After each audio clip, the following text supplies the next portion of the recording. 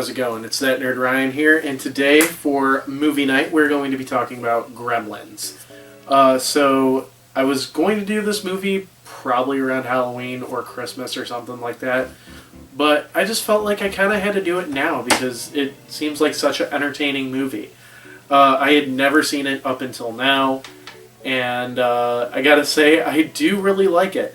There is some stuff that I could complain about that I probably will, but all in all, I really did enjoy the movie. So this movie is actually made by Steven Spielberg and is written by Chris Columbus, which means it's one of the biggest directors ever, and then written by the guy that directed the first two Harry Potter movies along with other stuff.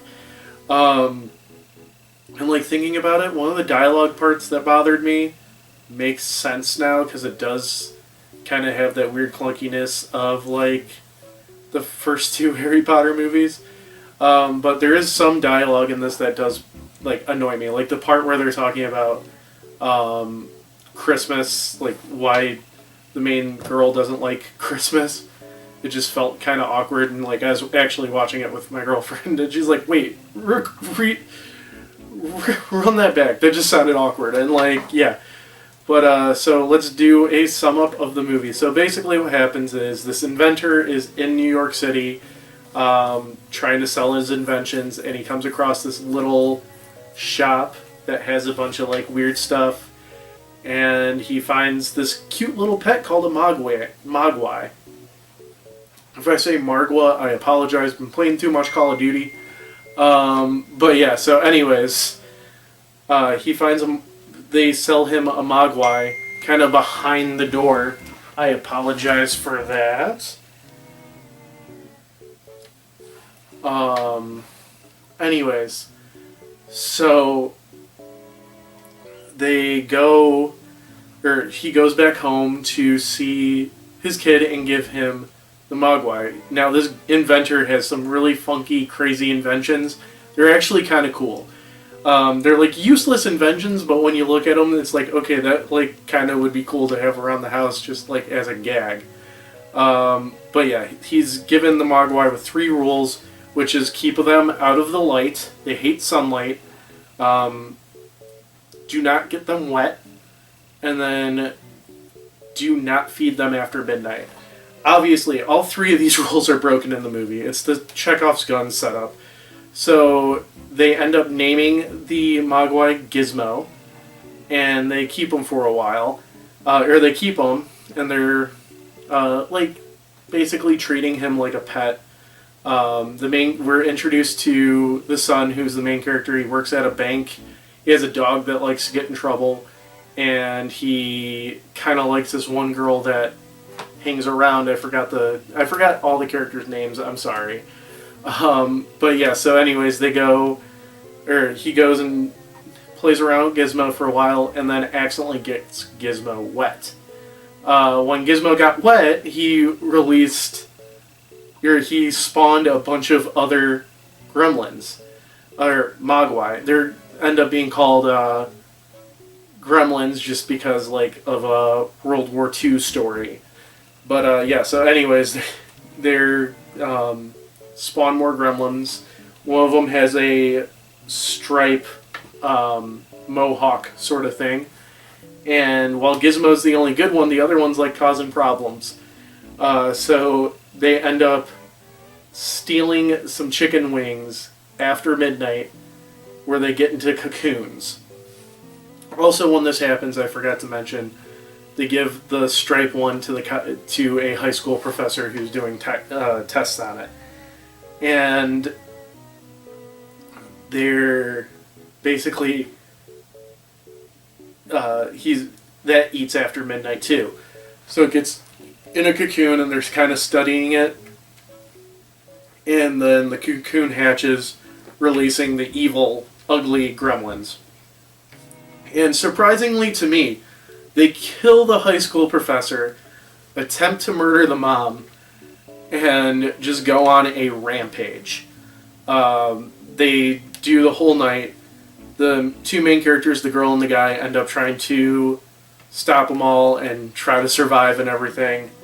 And then they realize that, like, sun's about to come up, which would kill the Gremlins. As this is happening, Gizmo is kind of there just being Gizmo. You could totally tell Grogu was definitely based off of Gizmo, not even look-wise, but personality-wise. Because, like, he does, like, goofy stuff constantly and everything, and just his whole point is to be cute. And you could totally agree with Baby Groot being that as well. Gizmo's the original cute movie baby that everybody loves to follow, it feels like. At least for me. So, yeah, Gizmo's got a lot of personality in it. But anyway, so they're in a movie theater watching Snow White.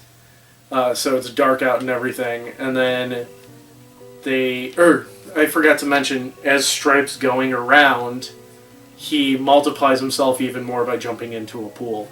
I did forget to mention that. I'm sorry, that's a main thing. That's why there's like 100 Gremlins by the end of the movie. It's because of that. But yeah, so they're in a movie theater, and they decide to try to turn on the lights to freak out all the Gremlins. They start chasing after the two main characters, and they end up blowing up the movie theater and killing every Gremlin except for Gizmo and Stripe. So then Stripe ends up chasing after the two main characters, and they're like in a department store and like wreaking havoc.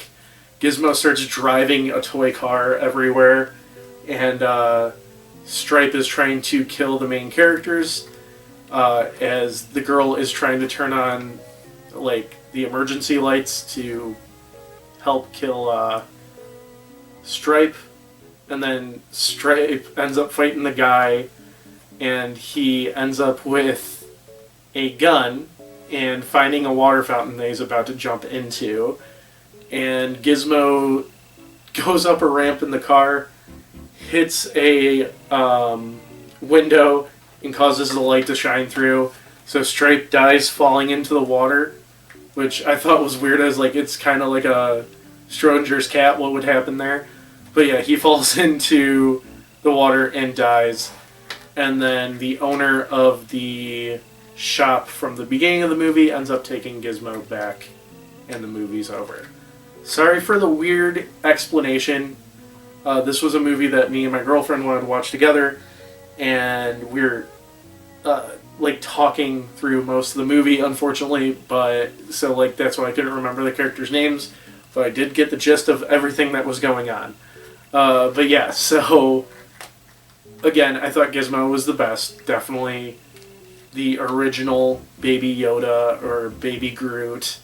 And I thought the movie was actually very good, very funny, and scary at some point. So I thought it was a really good balance of everything. There's a scene during the movie theater when they're breaking through the movie screen that I was like, okay, I think that like helped inspire part of Jurassic Park. Like, I was sitting there thinking that. But yeah, so I'm going to give this movie a 8 out of 10.